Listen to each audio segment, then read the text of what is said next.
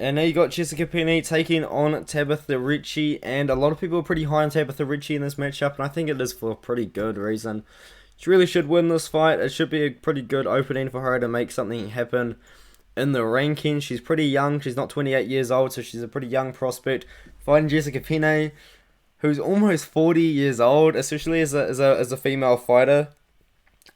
Just being honest, like most female fighters do tend to retire a lot earlier than the male, so it's just somewhat rare to see Jessica Penne fighting almost 40 years old, especially since yeah, she took like 4 years off after losing to Danielle Taylor, and then she come back completely like robbed Lupita Godinez blind in pure daylight, and then beat Karolina Kowalkiewicz by armbar.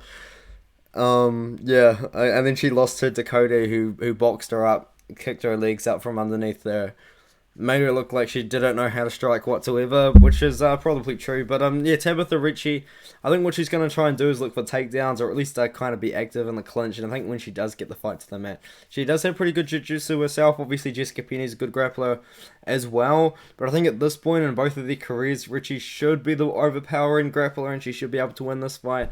I do see this as a similar matchup to the fight against Poliana Viana, where I did pick Tabatha Ricci at that time, where I actually wasn't that confident in her. But now I think that Tabatha Ricci really should be able to win this matchup against Jessica Penne, who's almost 40 years old. They're both grapplers.